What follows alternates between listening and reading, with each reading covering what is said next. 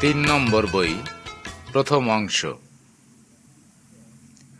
ঈশ্বর ইসরায়েলকে তার সকল শত্রুকে পরাজিত করবার জন্য নানাভাবে সাহায্য করেছিলেন। এ থেকে আমরাও কিছু শিখতে পারি। তাই আপনি এই ক্যাসেট শুনুন এবং যখন আপনি এই শব্দ শুনবেন তখন খয়েরি রঙের বইয়ের পরের ছবিটি দেখুন। প্রথম ছবি। অমালেকের সঙ্গে যিহোশু যুদ্ধ করলেন। ইসরায়েল জাতির নিজস্ব কোনো দেশ ছিল না। তারা মরুভূমিতে ঘুরে বেড়াচ্ছিল। মোশি তাদের নেতা ছিলেন। তিনি তার সৈন্যদের সেনাপতি হওয়ার জন্য যিহোশুকে মনোনীত করলেন। তার কিছুদিন পরে অমালেক ইসরায়েলকে আক্রমণ করল। তাই মোশি যিহোশুকে বললেন, যাও, অমালেকের সঙ্গে যুদ্ধ করো। আমি ঈশ্বরের লাঠি হাতে নিয়ে পাহাড়ের মাথায় দাঁড়িয়ে থাকব। যখন মোশি প্রার্থনাতে ঈশ্বরের লাঠি তুলে ধরেন, যিহোশু ও ইসরায়েল অমালেকদেরকে হারিয়ে দিচ্ছিল। কিন্তু মোশির হাত ধীরে ধীরে এতে ক্লান্ত হয়ে পড়ছিল এবং তিনি সেই হাত ঈশ্বরের দিকে আর তুলে ধরতে পারছিলেন না। তাই দুজন লোক সন্ধ্যা পর্যন্ত তার হাত উঁচু করে ধরে রইল এবং ঈশ্বর অমালেকদেরকে পরাজিত করতে ইসরায়েলকে সাহায্য করলেন।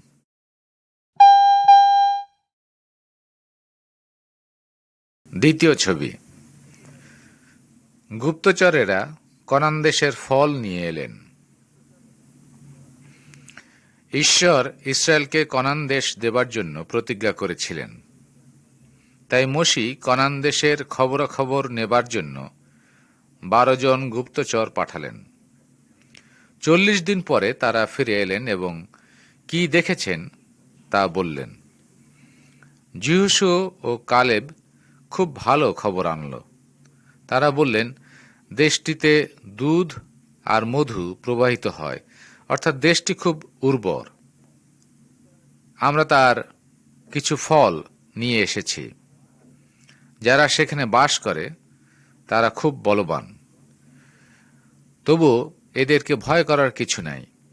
যদি ঈশ্বর আমাদেরকে ভালোবাসেন তাহলে তিনি আমাদেরকে এ দেশ দেবেন। কিন্তু অন্য সকলে খারাপ খবর আনল। তারা বলল, কনান দেশের লোকেরা দৈত্যের মতো। তারা কনান দেশে প্রবেশ করতে ইসরায়েলদেরকে খুব ভয় দিল। তাই ঈশ্বর তাদের প্রতি রাগ করলেন, কারণ তারা তাঁর উপর নির্ভর করে নাই, এবং তিনি তাদেরকে আবার প্রান্তরে মরুভূমির মধ্যে 40 বৎসর রাখলেন। যারা ঈশ্বরে বিশ্বাস করে নাই তারা সবাই মরুভূমিতে মারা গেল।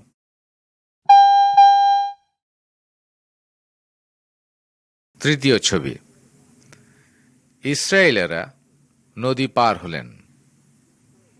মোশির মৃত্যুর পরে যিহোশু ইসরায়েলের নেতা হলেন। তখন ঈশ্বর যিহোশুকে বললেন, এবার তুমি ও সমস্ত ইসরায়েল জাতি নদী পার হয়ে যে দেশ আমি তোমাদেরকে দেব সেই দেশে প্রবেশ করতে প্রস্তুত হও। কি করতে হবে তাও ঈশ্বর তাদের বলে দিলেন। যাজকদের একটি বিশেষ বাক্স ছিল, যার নাম নিয়ম সিন্দুক। এর মধ্যে ঈশ্বরের দেওয়া নিয়ম কানুন ছিল। ঈশ্বর এই বাক্স বহন করে তাদেরকে নদীতে যেতে বললেন। নদীতে প্রচুর জল ছিল। যেইমাত্র যাজকরা নদীতে পা রাখলেন, এই নদীর জল শুকিয়ে গেল।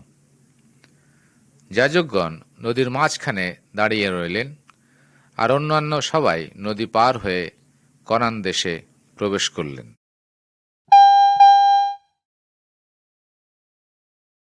চতুর্থ ছবি। যিরিহ নগরীর প্রাচীর পড়ে গেল। কনান দেশের যিরিহ নগরীর কাছে ইসরায়েল জাতির লোকেরা তাদের তাম্বু ফেলল। তখন ঈশ্বর যিহোশুকে বললেন, আমি জিরহ নগরী তোমাদের হাতে দিয়েছি।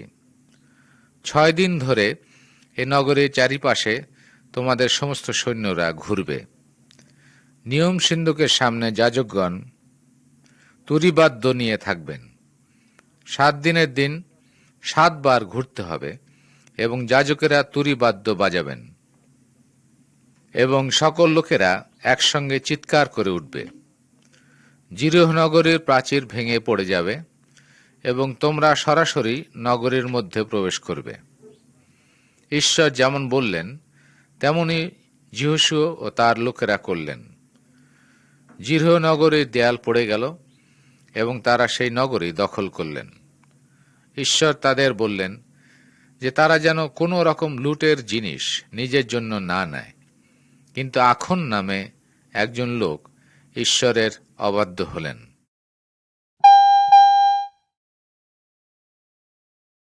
পঞ্চম ছবি, ইসরায়েল অয়েল নগর হতে পালালো। জিরিহ নগরের কাছে ইসরায়েলের আরেকটি শত্রু ছিল, আর সেটি হল অয়নগর।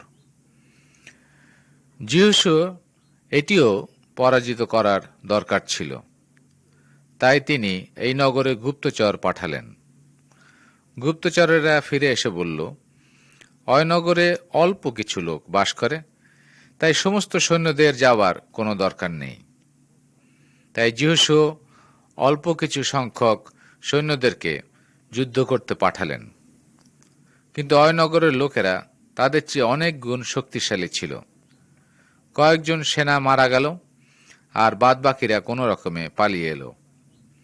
তাই দুঃখে এবং হতাশায় যিহোশু ঈশ্বরের সামনে উবুড় হয়ে প্রার্থনায় পড়লেন। কিন্তু ঈশ্বর বললেন, ইসরায়েল পাপ করেছে, তারা চুরি করে মিথ্যা কথা বলেছে, তাই তারা তাদের শত্রুদের সামনে দাঁড়াতে পারে নাই।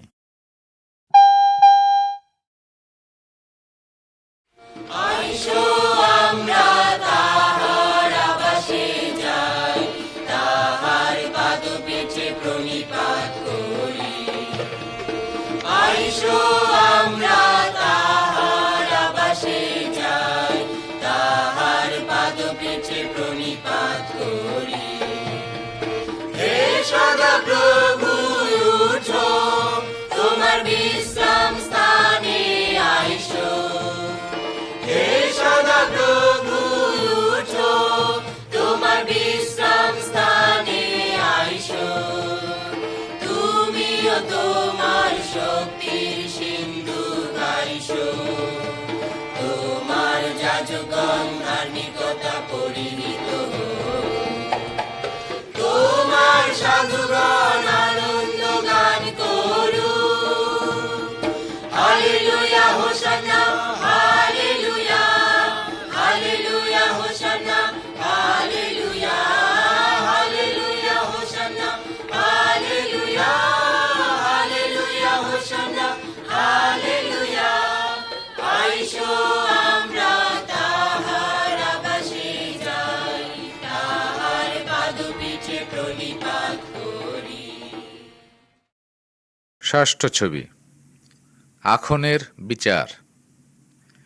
ঈশ্বরের সামনে যিহোশু সকল ইসরায়েলকে উপস্থিত করল। ঈশ্বর আখনকে দেখিয়ে দিলেন। যিহোশু আখনকে বলল, বলো তুমি কি করেছ? আখন বলল, সত্যি আমি ঈশ্বরের বিরুদ্ধে পাপ করেছি। আমি যখন জিরিহর লুটের দ্রব্যের মধ্যে একটি সুন্দর কাপড় ও 1 টুকরা রূপা ও 1 টুকরা সোনা দেখলাম, আমি তা তুলে নিয়েছিলাম। আখনের তাম্বু থেকে ওই সকল জিনিস কয়েকজন লোক তা নিয়ে এলো। তখন ঈশ্বরের আদেশ মতে আখনকে মৃত্যুদণ্ড দেওয়া হলো। এবার ঈশ্বর তার রাগ শান্ত করে বললেন, সকল সৈন্য নিয়ে অয়নগর আক্রমণ করো, ভয় করো না, কারণ এ নগর তোমাদেরই হবে। তখন ঈশ্বরের বাধ্য হয়ে ইসরায়েল আক্রমণ করল ও অয়নগর দখল করল।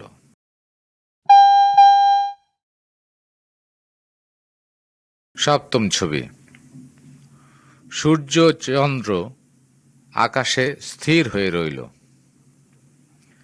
কনানের দুষ্ট লোকেরা ইসরায়েলের ভয়ে ভীত হয়ে পড়ল।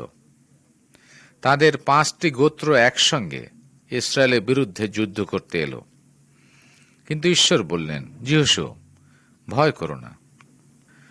তাই যিহোশু তাদের সঙ্গে যুদ্ধ করতে বের হয়ে এলেন এবং তারা ভয়ে পালালো। ঈশ্বর তাদের উপর মহা শিলাবৃষ্টি করালেন এবং তাতেও তাদের অনেক লোক মারা গেল। তাদের সঙ্গে সারাদিন ধরে যুদ্ধ চলল। তখন যিহোশু বললেন, সূর্য, আকাশে তুমি স্থির হয়ে থাকো। তখন ঈশ্বর আকাশে সূর্য চাঁদকে সারাদিন স্থির করে রাখলেন, যতক্ষণ পর্যন্ত না ইসরায়েল তাদের শত্রুদেরকে সম্পূর্ণভাবে পরাজিত করল। এরকম আর কখনো হয় নাই। ঈশ্বর ইসরায়েলকে কনান দেশের সকল দুষ্ট লোকদেরকে পরাজিত করতে এইভাবে সাহায্য করলেন।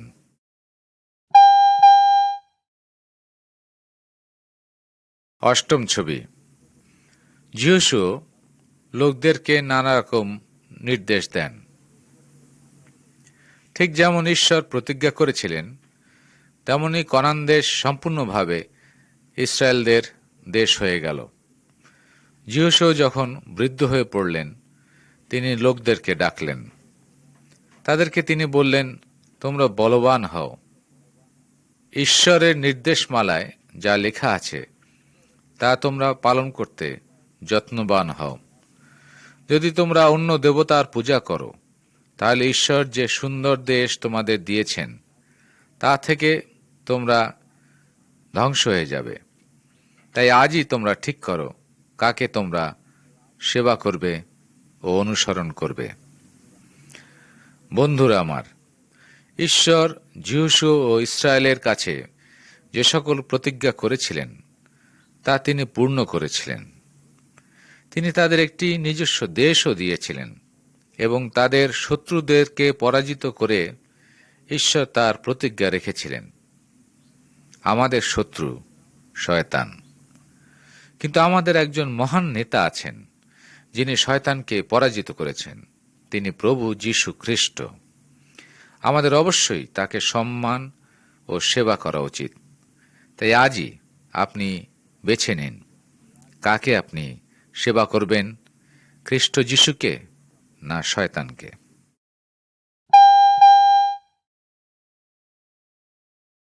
নবম ছবি। দবোরা ঈশ্বরের পক্ষে কথা বলেন। যিহোশুর মৃত্যুর পর ইসরায়েল ঈশ্বরকে ভুলে গেল। তারা কনান দেশের প্রতিমাদের পুজো করতে আরম্ভ করল। তাই কনানীয়দের শক্তি তাদের চেয়ে অনেক বেশি হল এবং তাদের সঙ্গে কনানীয়রা খুব খারাপ ব্যবহার করত। দবোরা ইসরায়েলের নেত্রী ছিলেন। ইসরায়েল জাতি তার কাছে তার উপদেশের জন্য একবার এলেন। তিনি তাদেরকে আবার ঈশ্বরের পথে আনবার চেষ্টা করলেন। একদিন তিনি বারককে ডাকলেন। বারক ইসরায়েলের সেনাপতি ছিলেন। দবোরা তাকে বললেন, তুমি 10,000 লোক নিয়ে তাবর পাহাড়ে যাও। সিসেরা ও কনানদের সৈন্যরা তোমার সঙ্গে যুদ্ধ করতে আসছে, কিন্তু ঈশ্বর তাদেরকে পরাজিত করতে তোমাকে সাহায্য করবেন। বারক কিন্তু খুব ভীত হলেন। তিনি বললেন, আপনি যদি আমার সঙ্গে না যান তাহলে আমরা যাব না। তখন দবোরা বললেন, আমি তোমার সঙ্গে যাব, কিন্তু ঈশ্বর সিসেরাকে একজন মহিলার কাছে পরাজিত করবেন, তাতে তোমার কোনো সম্মান হবে না।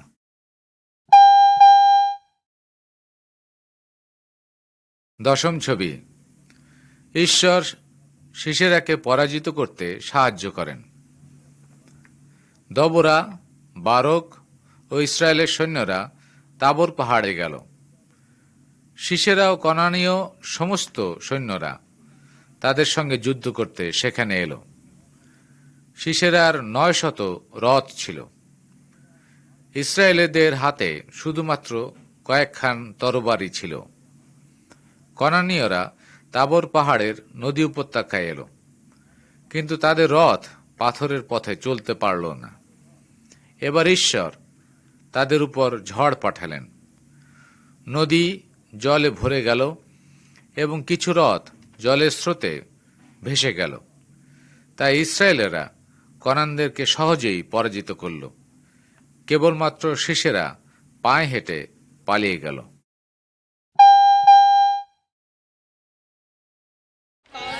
ঈশ্বর জগতে এমন প্রেম করিলেন যে আপনারও একজাত পুত্রকে দান করিলেন, যে দেহ তাহাতে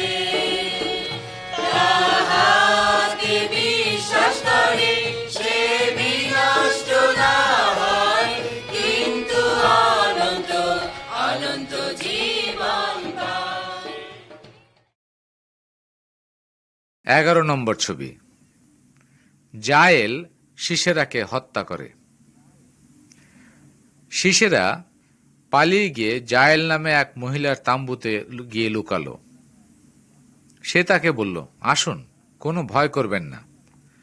জায়েল কিন্তু একজন ইসরায়েলীয় ছিলেন না, তাই শিশেরা তার তাঁবুতে লুকিয়ে আশ্রয় নিল। সে তাকে খাবার জন্য দুধ দিল এবং একটি কম্বল দিয়ে তার শরীর ঢেকে দিল। তারপর শিশেরা ঘুমিয়ে পড়লেন। তখন জায়েল তাঁবুর একটি গোজ আর হাতুড়ি হাতে নিল।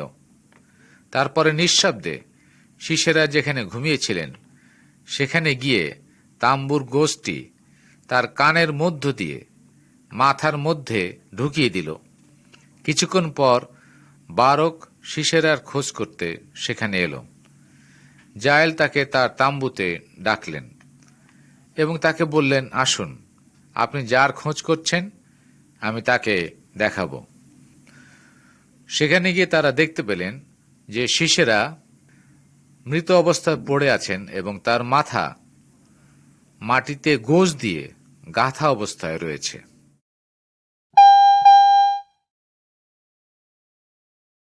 ছবি নম্বর 12। ইসরায়েলেরা আনন্দ করল। ঈশ্বরই সেই কনানীয়দের পরাজিত করতে ইসরায়েলকে এই সাহায্য করেছিলেন। দবোরা ও বারক ঈশ্বরকে ধন্যবাদ দেওয়ার জন্য একটি গান গাইল। লোকেরাও নানা রকম আনন্দ করল। দবোরার মতো একজন নেত্রী পেয়ে তারা খুব আনন্দিত হয়েছিল। তিনি তাদের কাছে মায়ের মতো ছিলেন। তারা জায়েলকেও ধন্যবাদ দিল, কারণ তিনি শিশেরার কোনো ভয় করেন নাই। ঈশ্বর এই দুই মহিলাকে ইসরায়েলের রক্ষার জন্য ব্যবহার করেছিলেন। বন্ধুরা, যাদেরকে দুর্বল বলে মনে হয় তাদেরকেও ঈশ্বর শক্তিশালী লোকদেরকে পরাজিত করতে ব্যবহার করে থাকেন। ঈশ্বর যিশুকে পাঠালেন এই পৃথিবীতে যেন তিনি শয়তানকে পরাজিত করতে পারেন। দুষ্ট লোকেরা যিশুকে ক্রুশে মেরে ফেলল। তারা ভাবল যিশুর আর কোনো শক্তি থাকবে না, কিন্তু ঈশ্বর যিশুকে মৃত্যু হতে আবার তুললেন। যিশু শয়তানকে ও সকল দুষ্টতাকে পরাজিত করে ফেললেন। যারা ঈশ্বরে বিশ্বাস ও নির্ভর করে, যিশু তাদেরকে শক্তি ও অনন্ত জীবন দিতে পারেন। তাই আসুন আমরা গান করি এবং আনন্দিত হই, যেমন করে সে ইসরায়েল জাতি করেছিল, এবং প্রকৃত ঈশ্বরকেই আমরা ভজনা করি।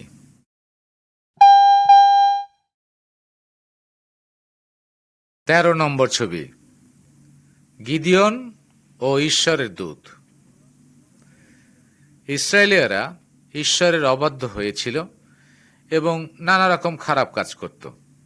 তাই ঈশ্বর মিদিয়নীয়দের কাছে ইসরায়েলদের উপর 7 বছর শাসন করতে দিলেন।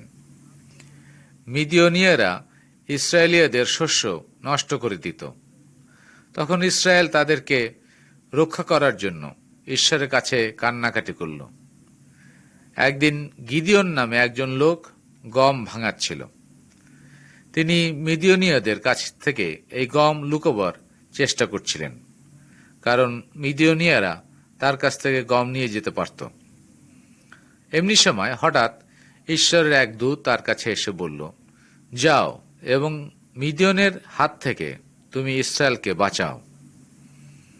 কিন্তু গিদিয়ন বললেন, আমি কেমন করে ইসরায়েলকে রক্ষা করব? আমার তো কোনো শক্তিই নাই। ঈশ্বর বললেন, আমি তোমার সহবর্তী। গিদিয়ন সদাপ্রভুর দূতকে কিছু আহার করতে দিলেন। তিনি তার লাঠি দিয়ে সেই আহারকে স্পর্শ করলেন এবং সঙ্গে সঙ্গে সেই খাবার আগুনে পরিণত হয়ে গেল। দূত অদৃশ্য হয়ে গেলেন।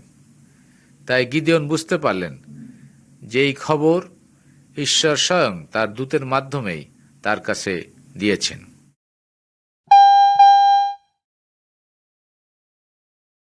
14 নম্বর ছবি।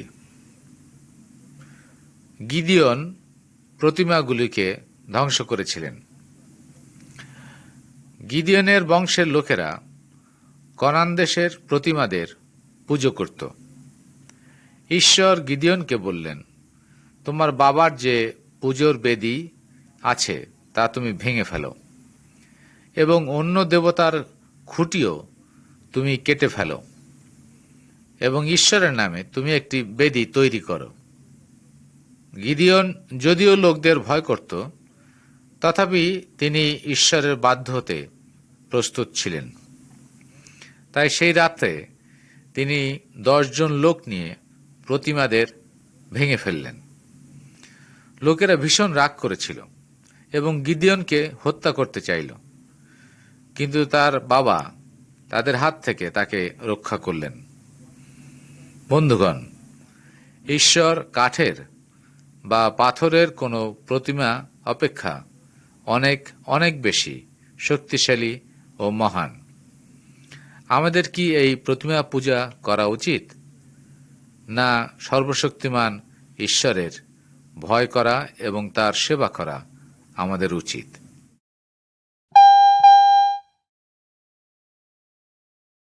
15 নম্বর ছবি।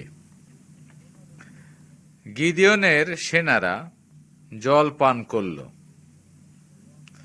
মিদিয়নীয়রা ইসরায়েলদের সঙ্গে যুদ্ধ করতে একসঙ্গে মিলে গেল। গিদিয়ন ইসরায়েলদের মধ্য হতে এক সেনাবাহিনী জড়ো করলেন। কিন্তু ঈশ্বর গিদিয়নকে বললেন, তোমার লোকেরা অনেক বেশি হয়ে গেছে। এদের মধ্যে যার যুদ্ধ করতে ভয় করে সে ফিরে যেতে পারে। এই কথা শুনে বেশিরভাগ লোক তাদের ঘরে চলে গেল। ঈশ্বর আবার গিদিয়নকে বললেন, এখনো তোমার লোকেরা অনেক বেশি রয়ে গেছে। তাদেরকে তুমি ওই নদীর কাছে নিয়ে যাও এবং আমি তাদের পরীক্ষা করব। তখন গিদিয়ন তাদেরকে পাহাড়ের নদীর জল পান করবার জন্য নদীর কাছে নিয়ে গেল। তাদের মধ্যে অনেকে কুকুর যেমন করে জল খায় তেমনি করে হাঁটু গেড়ে জল খেল। মাত্র 300 জন হাতে জল তুলে সেই জল পান করল। তখন ঈশ্বর বললেন, যারা হাতে তুলে জল খেয়েছে সেই 300 জনকে নিয়েই আমি মিদিয়নীয়দেরকে হারিয়ে দেব।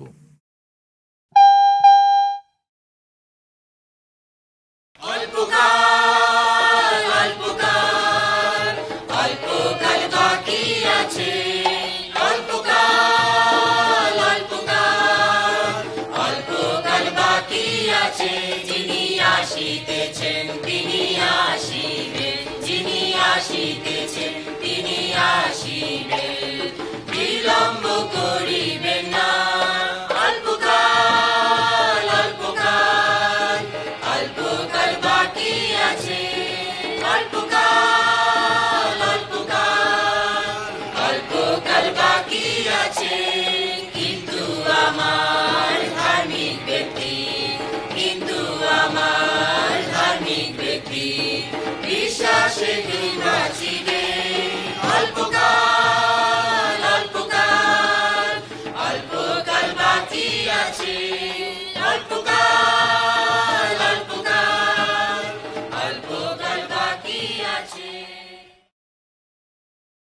16 নম্বর ছবি।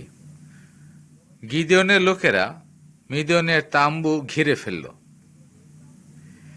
মিদিয়নীয়দের বিরাট সৈন্যবাহিনী একটি পাহাড়ের নিচে তাম্বু ফেলেছিল।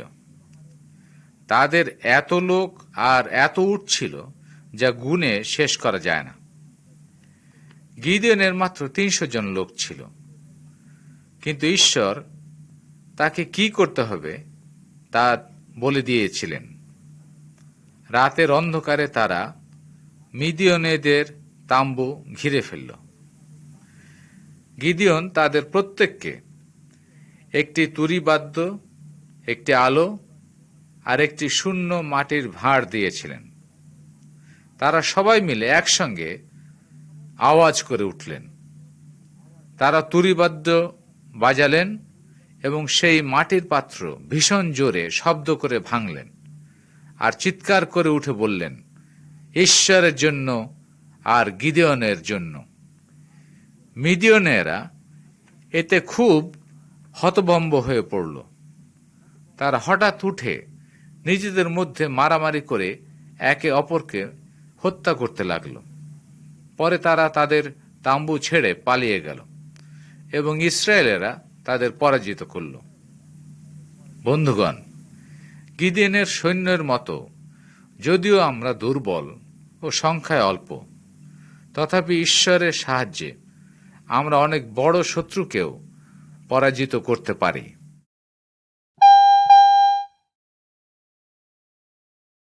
17 নম্বর ছবি। শিমশন একটি সিংহ হত্যা করেন। গিদিওন মারা গেলে পর ইসরায়েলেরা আবার ঈশ্বরের পথ হতে অন্যদিকে চলে গেল। তাই ঈশ্বর হিংস্র পলেষ্টীয়দের দিয়ে ইসরায়েলীদের উপর অত্যাচার চালালেন।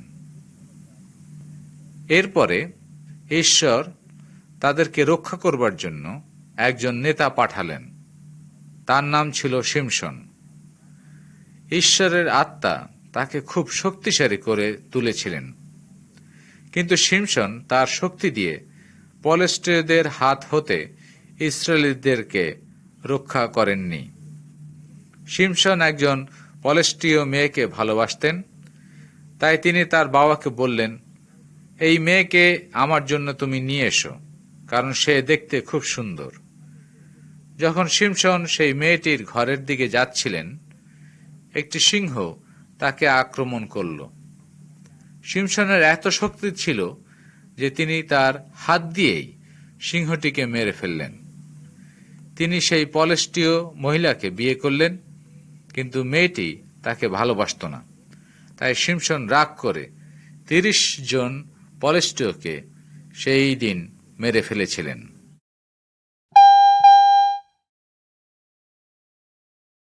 18 নম্বর ছবি। শিমশন এবং আগুন জ্বালানো শিয়াল। শিমশন পলেষ্টীয়দের কাছে তার স্ত্রীকে আনবার জন্য আবার গেলেন, কিন্তু তার স্ত্রীর বাবা এই মেয়েকে আরেকজনের সঙ্গে বিয়ে দিয়েছিল। শিমশন বললেন, এবার আমি আরো বেশি প্রতিশোধ নেব।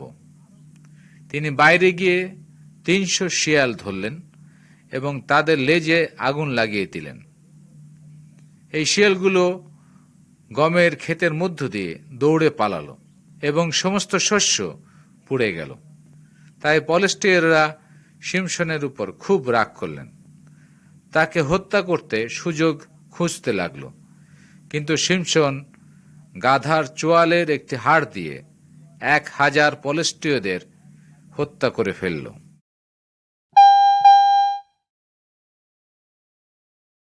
19 নম্বর ছবি। পলেষ্টীয়রা শিমশনের চুল কেটে ফেলল। শিমশন কখনো তার চুল কাটেননি। তার লম্বা চুল প্রমাণ করত যে ঈশ্বরের শক্তি তাকে এত শক্তিমান করেছিল। কিন্তু শিমশন বারবার ঈশ্বরের অবাধ্য হয়েছিলেন। তিনি আর একজন পলেষ্টীয় মেয়ের কাছে গেলেন। এই মেয়ের নাম ছিল দলিলা। দলিলা শিমশনের শক্তির আসল কারণ বারবার খুঁজতে চাইল, আর না পেরে অবশেষে শিমশন তাকে বললেন, আমি ঈশ্বরের কাছে দত্ত। যদি আমার চুল কেউ কেটে ফেলে তাহলে আমার সমস্ত শক্তি নষ্ট হয়ে যাবে। এক রাতে শিমশন যখন ঘুমাচ্ছিলেন, দলীলা পলেষ্টীয়দের ডাকলেন।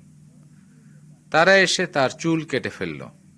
তখন ঈশ্বর শিমশনের সমস্ত শক্তি নিয়ে নিলেন। পলেষ্টীয়রা তাকে বেঁধে তার চোখ তুলে ফেলল। তারা তাকে বন্দী করে রাখল, কিন্তু তার চুল ধীরে ধীরে বাড়তে লাগল।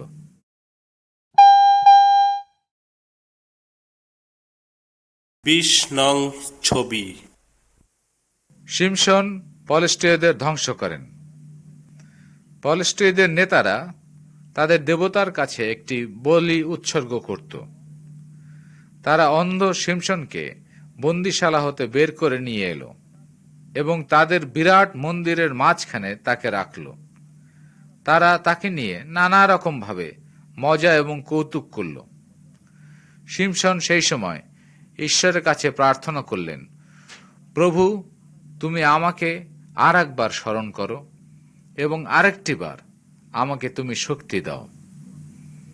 শিমশন মন্দিরের দুটি মধ্যের থামের পাশে গিয়ে দাঁড়ালেন।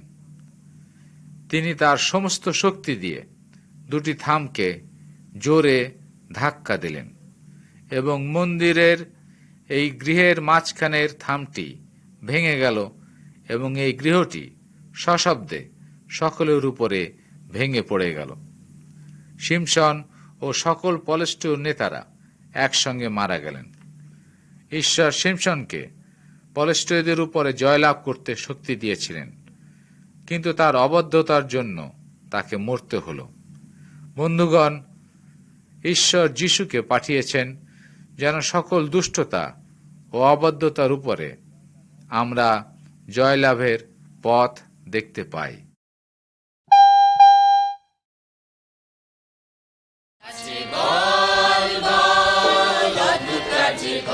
শুনিতে শুনিতে আছে বল বল, অদ্ভুত কাজে বল, তুমি সে শুনিতে বল।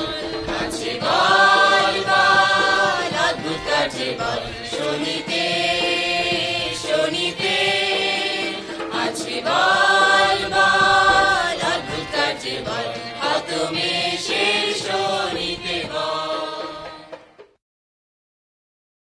21 নম্বর ছবি। যিশু মন্দ আত্মাকে তাড়িয়ে দেন। গিদিয়ন ও শিমশনের মৃত্যুর বহু বছর পরে যিশু ইসরায়েল দেশে এসেছিলেন। একদিন তিনি একজন লোককে দেখতে পেলেন যাকে মন্দ আত্মায় পেয়েছিল। লোকটি তাকে প্রণাম করে বলল, হে মহান ঈশ্বরের পুত্র যিশু, আপনার সঙ্গে আমার সম্পর্ক কি? এই মন্দ আত্মারা জানত যিশু কে ছিলেন। যিশু মন্দ আত্মাদের এই লোকের মধ্য হতে বের হয়ে যেতে আদেশ দিলেন। আত্মাগুলি কাছের একটি শূকর পালের মধ্যে গিয়ে ঢুকল। শূকরগুলি দৌড়ে সমুদ্র গিয়ে পড়ল এবং মারা গেল। লোকেরা দেখতে পেল মন্দ আত্মা ও শয়তানের উপরে যিশুর কি শক্তি ছিল। এমনকি মন্দ আত্মারাও তার কথা শুনত এবং তার বাধ্য ছিল। 22 নম্বর ছবি। যিশু মন্দ লোকদের বের করে দিলেন। একদিন যিশু জেরুসালেমের মন্দিরে গেলেন। সেখানে ব্যবসায়ীরা বলি উৎসর্গের জন্য পশু পাখি বিক্রয় করছিল। এইভাবে অন্যকে ঠকিয়ে তারা নিজেদের জন্য পয়সা আয় করছিল। তা দেখে যিশু রাগ হল এবং তিনি বললেন, আমার গৃহ প্রার্থনা গৃহ হবে, কিন্তু তোমরা তা দস্যুদের ঘর করে তুলেছ। এই কথা বলে তিনি সকল দুষ্ট লোক এবং পশুদের মন্দির হতে বের করে দিলেন। যিশু ঈশ্বরের পুত্র ছিলেন। তার পিতার ঘর হতে সকল দুষ্ট কিছুকে বের করে দেওয়ার অধিকার তার ছিল। কিন্তু কোনো কোনো জিহুদীরা তা দেখে রাগ করল এবং বলল, তুমি আমাদের দেখাও কি করে এই সমস্ত করার অধিকার তোমার আছে। 23 নম্বর ছবি। মৃত্যুর পরেও যিশু জীবিত হলেন। সেই জিহুদীরা যিশুকে হত্যা করলেন। তারা কাঠের ক্রুশে তাকে পেরেক মেরে ঝুলিয়ে দিলেন এবং তিনি মারা গেলেন। কিন্তু 3 দিন পরে যিশু আবার জীবন পেলেন। ঈশ্বর যিশুকে মৃত্যুর উপরে জয়লাভ করতে শক্তি দিলেন। তিনি আর কোনোদিন মরবেন না। তখন লোকেরা দেখল যে সত্যিই তিনি ঈশ্বরের পুত্র ছিলেন। যিশু তার শিষ্যদের বললেন, স্বর্গ ও পৃথিবীতে সকল শক্তি আমাকে দেওয়া হয়েছে। পৃথিবীর সব জায়গায় তোমরা যাও এবং লোকদেরকে আমার শিষ্য করো। তোমাদের আমি যে শিক্ষা দিয়েছি তা মান্য করতে তাদের শিক্ষা দাও, এবং আমি তোমাদের সঙ্গে সঙ্গে প্রতিদিন আছি। শয়তান, পাপ এবং মৃত্যুর উপরে জয়লাভ করতে যিশুর শক্তি ছিল। যারা তাকে অনুসরণ করে তাদেরকে তিনি আত্মিক জীবন দেন। তিনি চান যেন আমরা এই কথা অন্যদের কাছেও সবসময় বলি। 24 নম্বর ছবি। ঈশ্বরের সৈনিক। যিশু শয়তানকে পরাজিত করেছিলেন এবং আমাদেরকে শয়তানের বিরুদ্ধে জীবনযাপন করতে সাহায্য করেন। এই ছবিতে আপনারা একটি সৈনিকের ছবি দেখছেন। এই সৈনিকের মতো আমাদের সবসময় প্রস্তুত থাকা দরকার। সৈনিক সবসময় যুদ্ধের জন্য প্রস্তুত থাকে। প্রথমত, আমাদের সবসময় সত্য কথা বলা দরকার। একটি কোমরের বেল্টের মতো আমাদের চারিপাশে এই সত্য কথা যেন থাকে। অন্যকে ভালোবাসা ও যা ঠিক তাও আমাদের করা দরকার। এটা এক ধরনের বুকের উপরে বর্বের মতো, যা আমাদেরকে শয়তানের সকল খারাপ ইচ্ছা হতে রক্ষা করে। আমাদের অবশ্যই যিশুর শান্তির পথের কথা অন্যদের কাছে বলা দরকার। এটা এক ধরনের পায়ের জুতার মতো, যা আমাদেরকে শয়তানের পথে পিছলে পড়ে যাওয়ার হাত থেকে রক্ষা করে। আমাদের অবশ্যই ঈশ্বরের প্রতি বিশ্বাস রাখা দরকার। এটা আরেকটি বর্মের মতো, যা আমাদেরকে শয়তানের সকল আক্রমণ থেকে রক্ষা করে। যিশু আমাদেরকে পাপের শাস্তি হতে রক্ষা করেন। এটা মাথার মুকুটের মতো, যা আমাদের আত্মাকে চিরদিনের মৃত্যুর হাত থেকে রক্ষা করে। ঈশ্বরের বাক্য আমাদের তরবারি। শয়তানের মিথ্যা কথাকে ধ্বংস করার জন্য তা ব্যবহার করা উচিত। প্রার্থনায় ঈশ্বরের সঙ্গে কথা বলা এবং তার আদেশ মান্য করা আমাদের অবশ্যই দরকার। তখন আমরাও শয়তানের, পাপের ও মৃত্যুর উপরে চিরদিনের জন্য জয়লাভ করব। ঈশ্বরের সমগ্র যুদ্ধ সজ্জা করিলাম, জ্যেষ্ঠ সেনাদল চলে চলে চল, স্বর্গস্থানে যুদ্ধ আজি খ্রিস্ট সেনাদল চলে চলে চল, সত্য কোটি বন্ধনীতে বদ্ধ কোটি হও, সত্য সেনাদল চলে চলে চল, স্বর্গস্থানে যুদ্ধ আজি খ্রিস্ট সেনাদল চলে চলে চল, ধার্মিকতার বুকপাটা পরিধান করিলাম, ধার্মিক সেনাদল চলে চলে চল, স্বর্গস্থানে যুদ্ধ আজি খ্রিস্ট সেনাদল চলে চলে চল, সুসমাচার রূপ পাদুকায় পা দিয়ে দাঁড়াও, শান্তি সেনাদল চলে চলে চল, স্বর্গস্থানে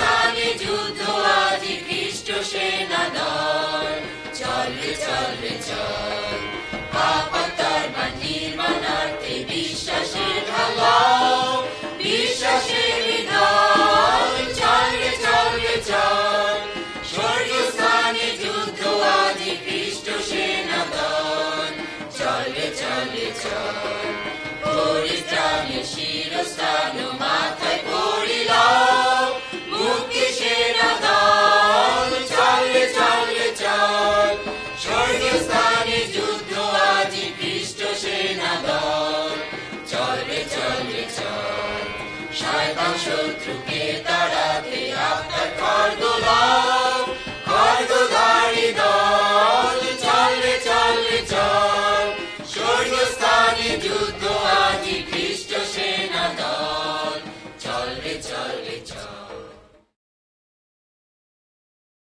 চলো চলো চলো ভাই সত্য পথে সবে যাই, সত্যময় ঈশ্বরের চালনা, বিশ্বাসে হইয়া বীর উন্নত রাখিয়াছি, করো জয় দুঃখ ভয় ভাবনা। চলো চলো চলো ভাই সত্য পথে সবে যাই, সত্যময় ঈশ্বরের চালনা, বিশ্বাসে হইয়া বীর উন্নত রাখিয়াছি, করো জয় দুঃখ ভয় ভাবনা।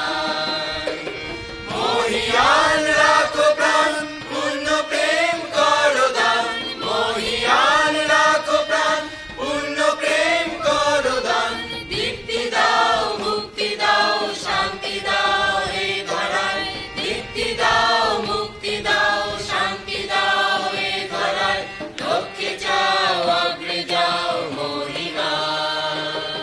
চলো চলো চলো ভাই সত্য পথে সবে যাই, সত্যময় ঈশ্বরের চালনা, বিশ্বাসে হইয়া বীর উন্নত রাখিয়াছি, করো জয় দুঃখ ভয় ভাবনা।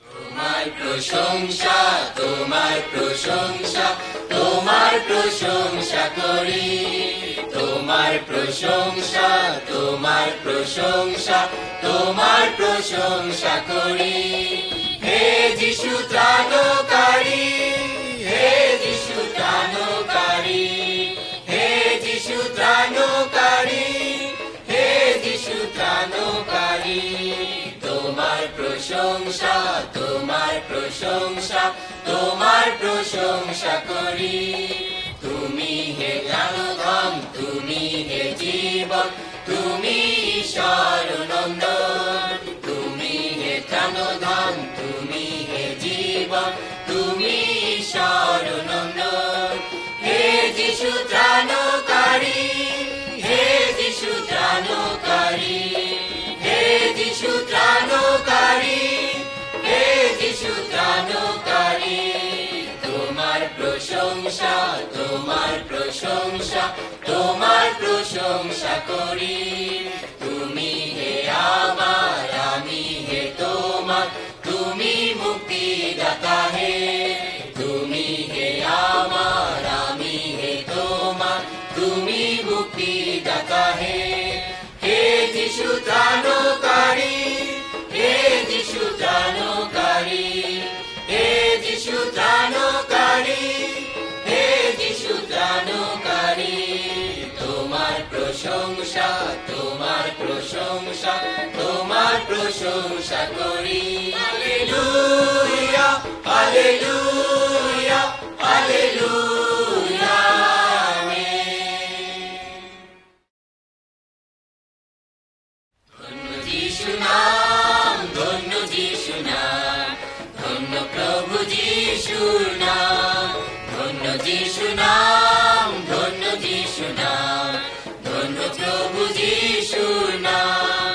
হালেলুয়া হালেলুয়া ধন্য প্রভু যিশুর নাম, ধন্য যিশু নাম ধন্য যিশু নাম, ধন্য প্রভু যিশুর নাম, ধন্য যিশু নাম ধন্য যিশু নাম, ধন্য প্রভু যিশুর নাম।